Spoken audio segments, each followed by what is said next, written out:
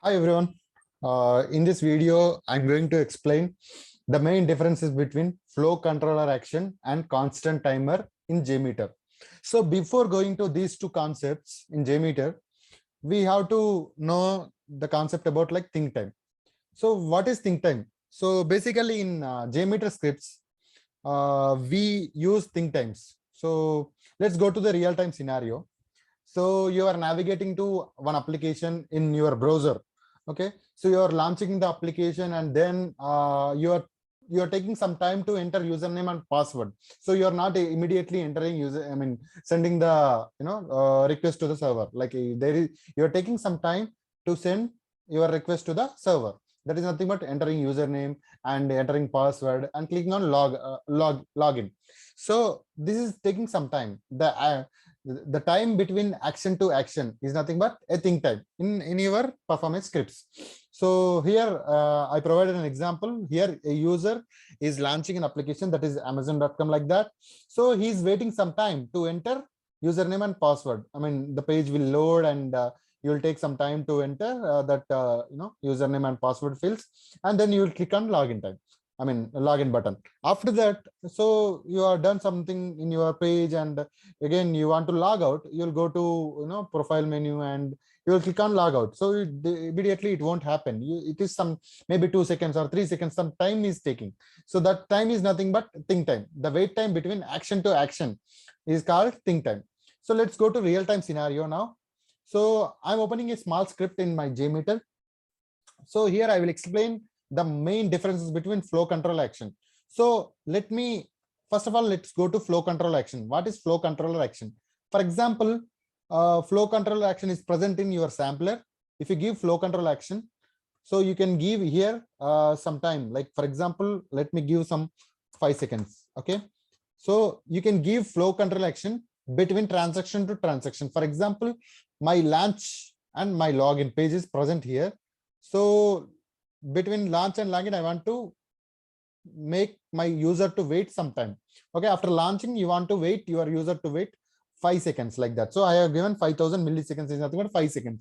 Let me execute now. So let me clear my previous history and then save and click data. You just observe right side time period.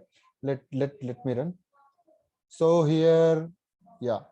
So see. So it took 7 seconds to execute remaining. I mean, next transaction because it is waiting. Let me show again. Let me run again. See here, time count 1, 2, 3, 4, 5, 6. After 6, remaining transaction is executing. I mean, next transaction is executing. Nothing but the flow control action is behaving. So here, wait here, your user is waiting for 5 seconds and then executing login. Like that, flow control action will work. So you can give this flow control action between transaction to transaction. Whereas, let me explain another topic called constant timer.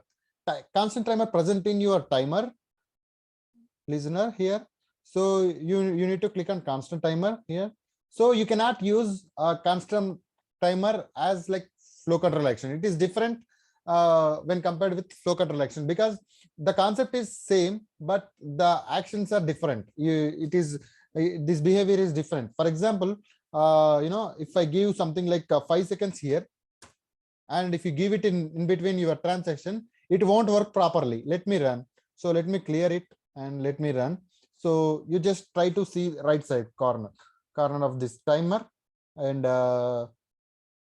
here see 6 seconds completed and 8 seconds completed, nothing is coming. So I have given 5 seconds only here, but nothing is coming in my video history. Nothing but constant timer is not working the way flow control is working. So what you have to do is, so open your launch page. So copy this, cut this constant timer and keep it on your last request in the in your transaction. So in your transaction, there are multiple requests. So paste constant timer in for your last request in your transaction, wherever you want to apply this. So in this case, it will work now. So and also let me explain that. See, time you can calculate 1, 2, 3, 4, 5. So when you are giving constant timer, before executing the transaction, it will wait actually. So that is what constant timer is work for. So if whenever you are giving a constant timer for particular transaction, before executing the transaction only, it will wait for the time which you have given in constant timer.